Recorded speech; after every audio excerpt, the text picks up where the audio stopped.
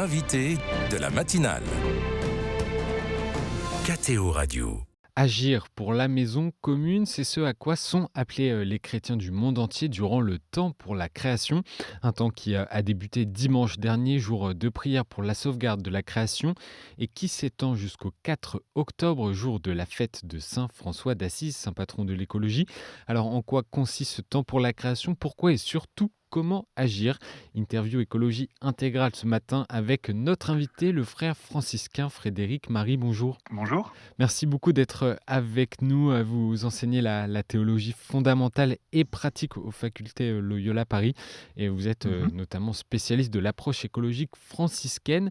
Alors, quand on parle de création, de quoi parle-t-on, frère Frédéric Marie? On a souvent tendance à réduire la création à ce qu'on appelle la nature. La nature, c'est ce qu'on voit, les arbres, les plantes, les êtres humains, tous les vivants. Le terme de création ajoute l'idée que tout ce que nous voyons, tout ce que nous sentons, tout ce que nous touchons, eh bien, a une même origine dans un Dieu créateur, dans un même amour, dans, dans un don qui nous est fait, dans un don premier qui nous est fait. La création, ça pose tout de suite l'idée que la nature, nous-mêmes, nous sommes issus d'un amour et nous sommes donnés les uns aux autres. Hmm. Les chrétiens sont invités à agir en ce mois de septembre. De nombreuses communautés paroissiales en France, comme partout dans le monde d'ailleurs, sont mobilisées pour ce temps pour la création. Quelle forme ça prend justement? Alors, ça prend différentes formes. Il peut y avoir simplement des lectures de textes, des prières, des assemblées de prières, c'est-à-dire prier ensemble pour la création, justement, pour toujours mieux recevoir ce don, pour toujours mieux protéger la nature qui aujourd'hui est mise à mal par l'exploitation humaine. Et puis, ça peut être des actions concrètes également d'engagement.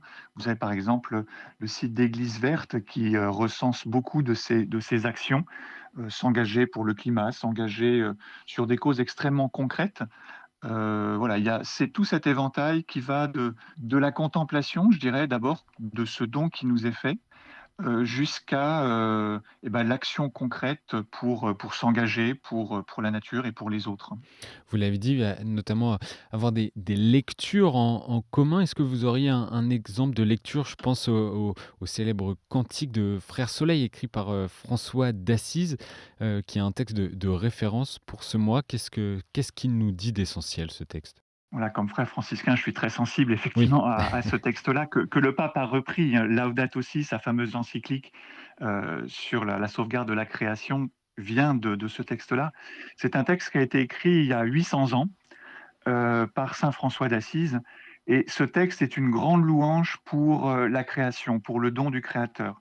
Loué sois-tu, mon Seigneur, pour Frère Soleil, pour Sœur Lune et les étoiles, pour l'eau, pour le feu. Voilà, saint François loue pour toute la création. Saint François loue pour Sœur notre Mère la Terre, c'est-à-dire la Terre qui n'est pas simplement une ressource à exploiter, dont l'homme pourrait disposer à sa guise, mais cette Terre qui est à la fois une mère qui nous nourrit, et en même temps une sœur avec qui nous sommes invités à cheminer, à grandir en humanité et en vie finalement. Voilà, le Cantique de la création, c'est le premier poème en italien d'ailleurs, en italien de Ombrie, et c'est vraiment cette louange pour toute la création qui sort du cœur de François à la fin de sa vie. Je voudrais souligner aussi qu'à la fin de sa vie, saint François est aveugle, il souffre énormément de tous ses voyages, de toutes ses pénitences, et pourtant, dans cette grande souffrance, eh bien, il s'ouvre à la louange, il s'ouvre à l'abandon, il s'ouvre à la désappropriation totale, et finalement, c'est là qu'il peut rencontrer en vérité à la fois son Créateur et toutes les créatures. Mmh. Alors peut-être que certains de nos auditeurs vont, découvrir, cette, cantique en ce mois, en ce temps pour, la création. Alors frère, Frédéric Marie, qui a l'initiative justement de ce temps pour, la création? D'où ça vient? Alors, ce qui est important de souligner, c'est que c'est une initiative œcuménique. Œcuménique, ça veut dire que ce sont les catholiques, les protestants, les orthodoxes qui se réunissent pour célébrer ensemble ce temps de la création. On peut faire remonter l'origine de ce temps à la décision du patriarche orthodoxe Dimitrios en 1989. Vous voyez, c'est pas nouveau. Mmh. Patriarche de Constantinople, qui avait proposé de faire du 1er septembre une journée mondiale consacrée à la préservation de l'environnement. Alors, le 1er septembre, c'est une journée très importante dans le calendrier orthodoxe parce que c'est le début de l'année liturgique et donc c'est le rappel qu'au début de l'année, eh bien, il y a cette œuvre de Dieu qui est posée, ce don de Dieu qui est posé.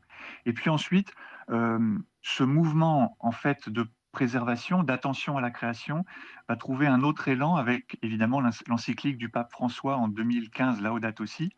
Et en 2015, le pape François va proposer une journée mondiale de prière pour la sauvegarde de la création, qui peu à peu va s'étendre en saison pour la création, en temps pour la création, donc du 1er septembre jusqu'au 4 octobre, fête de la Saint-François d'Assise. Voilà, et le temps lui-même vient d'une rencontre œcuménique en Roumanie en 2007 qui avait déjà proposé voilà, ce temps commun pour la création de toutes les églises chrétiennes. Donc c'est une, initiative œcuménique qui rassemble toutes, les confessions. Comment les chrétiens peuvent-ils, justement transformer leur, état d'esprit et leur agir au quotidien et pas seulement, pendant, ce temps particulier? Alors justement, ce temps particulier, il va aider en fait à se dire, ben voilà, il y a quelque chose d'important ici, réfléchissons-y pendant 1 mois, mais, mais l'idée, c'est les 11 mois, Oui, oui. les 11 autres mois de faire quelque chose également. Vous voyez, alors, moi, je dirais que c'est surtout, non. En tout cas, ça commence par un changement de regard, vraiment un changement de regard. On a souvent une conception finalement très individualiste de la religion, de notre salut, de notre lien à Dieu, au Christ. Entrer dans le temps de la création, c'est prendre conscience que je suis une créature parmi d'autres et que je suis une créature aimée singulière en communion avec d'autres. Quand le pape François dit que tout est lié d'abord parce que tous les êtres humains et tous les vivants, c'est ce qu'on découvre aujourd'hui, eh bien, forment une même famille de vie, partagent. Alors, en science, on pourrait dire, voilà, on partage les mêmes gènes avec les animaux, les mêmes molécules avec tout le vivant. À la fois cette grande communion du vivant, du créé, et en même temps, il faut le tenir aussi, cette singularité de l'être humain qui, par sa conscience, eh bien, est capable de louer le Créateur pour et par l'ensemble de la création. Voilà, c'est d'abord ce changement de regard. Je ne suis pas seul avec le Dieu, avec mon petit Dieu finalement. Voilà. Mmh. Et puis, ensuite, à partir de ce changement de regard, quand on s'aperçoit du don qui nous est fait, de la grandeur de ce don-là, eh bien, réfléchir au fait que nos actions peuvent abîmer ce don il y a certaines de nos actions qui, heu, qui détruisent la nature, qui détruisent la création et c'est nous rendre sensibles à ces souffrances-là, la souffrance des pauvres, la souffrance de la terre, le cri des pauvres, le cri de la terre et de nous inviter à une conversion à laquelle l'Évangile nous appelle, hein. «Ce que tu as fait au plus petit d'entre les miens, c'est à moi que tu l'as fait». C'est l'Évangile de Matthieu, chapitre 25 et nous rendre compte, eh bien, que nos actions ont un impact et que changer nos actions, ça peut vraiment avoir un impact à la fois sur, encore une fois, la nature et la société, finalement. Mais frère Frédéric, Marie, on peut aussi parfois se dire que notre action, même si elle peut changer quelque chose, ça peut rester dérisoire face à l'ampleur du changement, climatique ou aux besoins de préservation de ressources naturelles. C'est toute la difficulté de la conversion, écologique, c'est-à-dire, effectivement, nos toutes petites actions individuellement ne changeront rien et pourtant, il n'y aura pas de changement global sans intégrer ces petites actions. Parce que alors, il ne faut pas s'enfermer dans ces petites actions. C'est pas simplement, en éteignant l'eau, en fermant l'eau parce qu'en se lavant les dents qu'on va sauver la planète, bien Mmh. évidemment.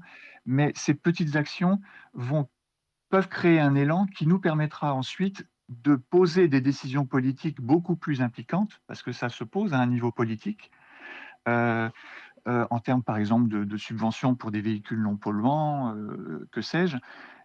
Mais encore une fois, si nous ne changeons pas de regard, le risque, c'est de tout faire par contrainte et sans la joie. Le pape François insiste beaucoup sur la joie. Ne vous laissez pas voler la joie de l'espérance. Mmh. Agir avec joie, c'est agir à partir de ce qui nous donne la vie, de ce qui nous transforme et poser les actions ensemble qui vont transformer l'ensemble de la société. Avoir de l'espérance. Vous parliez, tout à l'heure, vous rappeliez en tout cas la phrase du pape François: «Tout est, lié». Comment est-ce que cela concerne aussi nos relations entre êtres humains, notre besoin de fraternité? Bah, tout est lié d'abord au niveau de la fraternité universelle, hein. On s'aperçoit beaucoup que les pays les plus, riches, les pays, occidentaux, polluent, émettent par exemple des gaz polluants, beaucoup plus que les pays pauvres et l'impact des dérèglements climatiques et de la pollution se fait principalement sentir sur les plus Mmh. pauvres dans les pays pauvres.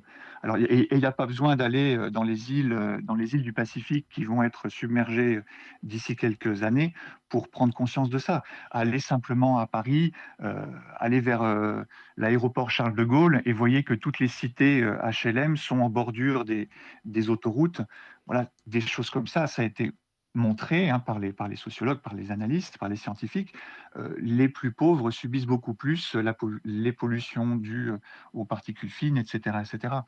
Donc il y a ce premier tout est lié, disons, dans les dégâts, dans les conséquences de nos actions au niveau, du climat, de la pollution et cetera.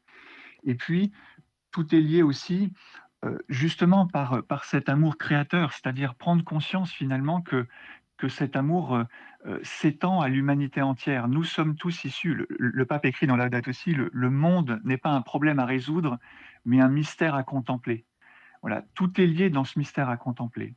Tout est lié dans le Christ qui vient sauver cette création. Mmh. Alors, vous voyez, le tout est lié, il y aurait d'autres harmoniques, mais en tout cas, c'est toutes ces harmoniques extrêmement concrètes de nos actions et également, on pourrait dire, spirituelles, mais le Christ s'incarne justement, c'est ça qui est essentiel, heu et c'est tout ça qu'il va falloir faire jouer ensemble, le moteur spirituel, le moteur personnel, le moteur politique et le moteur de la contemplation, heu, qui fait vivre finalement.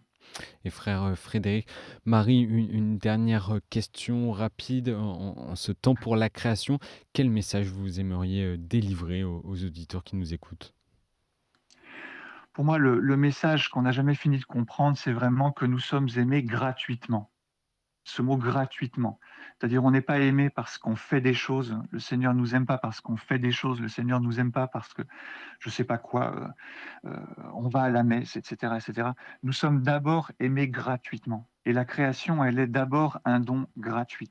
Un don à protéger, un don à faire grandir, mais d'abord un don gratuit et je pense que cette gratuité de l'amour, elle est libératrice, elle donne de la joie, elle donne de l'espérance parce que finalement, elle nous remet à notre juste place à la fois serviteur inutile, comme dit l'Évangile, et en même temps serviteur infiniment aimé, parce que Dieu a donné sa vie pour chacun d'entre nous. Merci beaucoup, frère, Frédéric Marie, de nous avoir, partagé votre éclairage sur le temps, pour, la création. Je rappelle, que vous êtes un frère franciscain enseignant aux facultés Loyola Paris et pour, les auditeurs et les auditrices, un site internet pour, retrouver, les conseils et les lectures, pour, ce temps pour la création. C'est le site internet seasonofcreation.org. Merci beaucoup frère, bonne journée. Merci.